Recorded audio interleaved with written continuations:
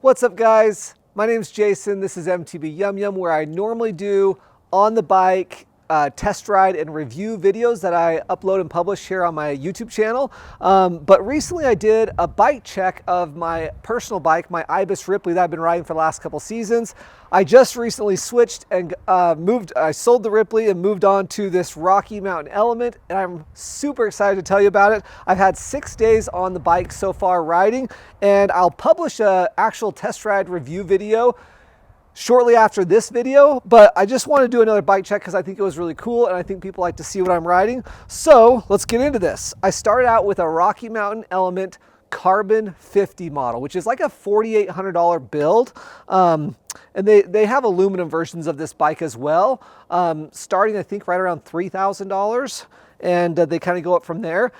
So I started with the Carbon 50 model. If you're not already familiar with this bike, it comes with a Fox a Fox 34 130 millimeter fork and a DPS Fox shock in the back at 120 millimeters. So this is kind of classified as a short travel 29er trail bike, which is crazy because the previous version of this bike, the previous Rocky Mountain Element, was like a purebred, hardcore cross-country race bike. So to see the change from that generation to this current Element, it's pretty drastic. On all my bikes for the last 3 years, I've been riding NV Cockpit. So NV M6 bars. This is a size medium bike. I'm 5'8", and I cut the bars down to 750 millimeters, and I'm running a 30 millimeter stem on this bike. The reach on this bike on a medium is 455 millimeters, which is kind of a little long on some bikes depending on how steep the seat tube angle is. So I usually ride mediums, but I just went with a little shorter stem. I'm gonna link everything that I talk about in today's video in the description below this video, so you can see the stem, the bar, everything that I'm running, but I'll just talk through it a little bit. I use a Wahoo Element Bolt bike computer and a Wahoo Ticker heart rate monitor when I ride. In any case, 750 mil bars, feels good. I scoot the seat up just a little bit, just scoot that saddle just a little bit this way. It just makes that cockpit just perfect on this bike. The first thing you notice is I'm missing the Fox 34 fork. So I've been riding these bikes a little bit more often on these short travel bikes, and I just really love them. They're a little bit softer feeling off the top, I guess you'd call it better small bump compliance, but they just feel a little silkier, a little smoother. I just like them. So, you know, you can take that fork off and sell it on the used market and pick up a Pike like I did if you want. Plus it makes the bike kind of a little different, a little unique. I like that. Also, I should mention this video is sponsored by Salt Cycles. I don't actually have like any real sponsors other than that bike shop has done such a good job of supporting me, getting me on lots of different bikes and riding lots of different bikes. And they also build these custom wheels that I have on this bike. So the Carbon 50 model, just out the gate, weighs about 27.5 pounds, which is pretty lightweight for a short travel trail bike, right? In an effort to get it lighter weight, I had Salt Cycles build me these custom carbon wheels with i9 hubs, and they're purple and they're awesome, and they match my i9 purple stem. So my bike weighs right now, as is, 25.5 pounds. So we shaved 2 pounds off of this bike.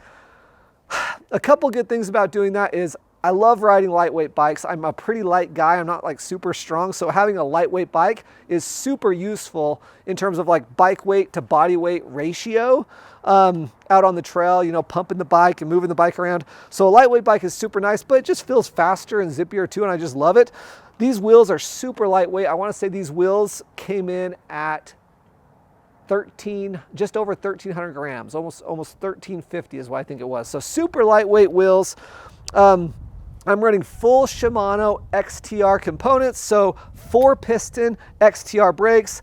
That's one of the bummer things about this bike, and I think I talked about that in the review, is this bike comes just stock with 2-piston SLX brakes on the model that I originally started with. I took those off and I put the 4-piston XTR brakes. I used to try to like make my bike so light that I would always put 2-piston brakes on all my bikes. It's never worth it. 4-piston brakes makes a big difference, even for like us smaller, lightweight guys. I mean, 4-piston brakes, that's what I'm running from now on. So XTR 4-piston brakes, XTR shifter, XTR cassette and derailleur, and the only new thing for me is the cranks. So this is my first time running the XTR cranks. They just look so cool.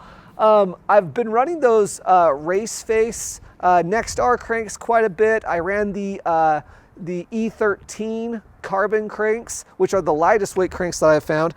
But these just look so good on this bike. It's just all black and those look sick. Plus my buddy Britton, just like 2 weeks ago, broke his race face Next SL carbon cranks. Broke them right off with a rock strike, with a pedal strike. What the hell is that? What is that? How's your whole crank arm? What? You've got to be kidding me, dude. Dude, I didn't feel like I hit it that hard. Oh my gosh.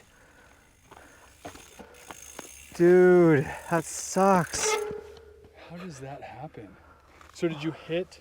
I just like tapped one of these. Dang it. So that kind of got me thinking, maybe these are stronger. I don't know if they are, but anyway, full XTR, first time in my life, full XTR, and it's pretty sweet. Let's see. I swapped out the dropper post to this KS Lev carbon dropper. It's 175 millimeters of drop, and there's still like, probably a good inch and a half of space left to drop down. So if you are a little shorter and want to go with a medium, I think you could fit a longer dropper in there as well.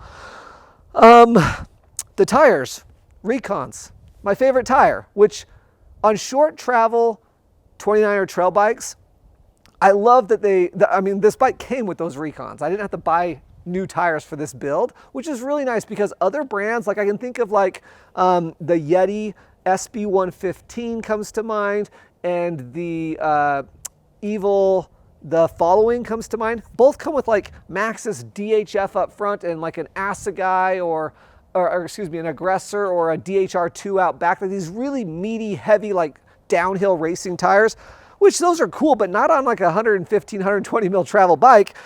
The Recon is fast, it has good traction, it's very reliable in the types of terrain that I take a 120 mil travel bike.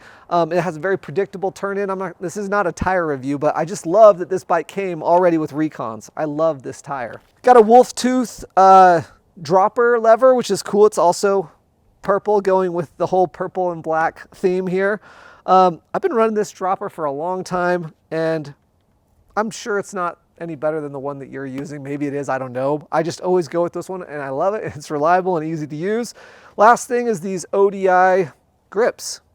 I don't remember exactly which ones they're called. I will link them in the description down below, and you can check them out, but they kind of have this padding up top. They kind of have like a moto fill. They kind of raise higher on the outside, which is really nice.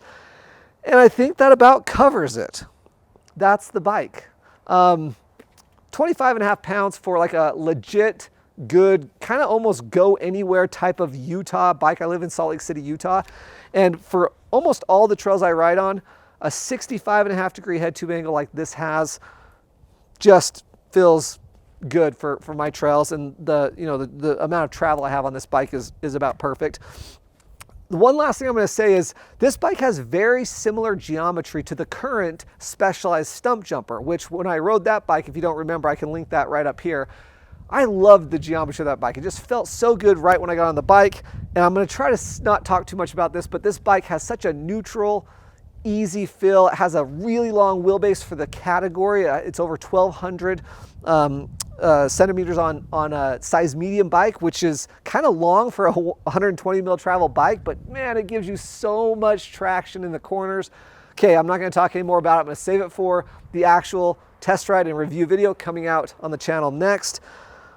Man, what a good time to be a mountain biker. So many freaking good options right now. The Rocky Mountain Element is certainly one of them. Thanks to Salt Cycles, who supports me in this channel. If you want these lightweight custom carbon wheels, you can customize them with purple nipples like mine have, and purple, purple hubs, or whatever you want to do, call Chris at Salt Cycles. Salt Cycles doesn't actually carry Rocky Mountain just yet. They just signed up with Rocky Mountain. They haven't gotten their bikes in yet. So I suspect they'll probably have inventory in probably in the next, I don't know, the summer of 2022. I don't know. It's February of 2022 right now, but they'll get them in at some point. But man, what a sweet bike. I bought the bike from Utah Mountain Biking in Lehi, Utah. Mike's a great guy there, and he has these in stock. I'll link him down below too. Anything that you guys buy from the links below this video directly go to support me. Those are affiliate links that I get paid a small amount on to keep promoting this channel and doing what I'm doing. So if you're gonna be buying any of this type of stuff, feel free to use those links. It's a huge help for me. This is an insanely good bike. I'm really excited for you guys to watch the next video that I publish about this bike. Yeah, that's it. We'll see you in the next video, guys. Thanks.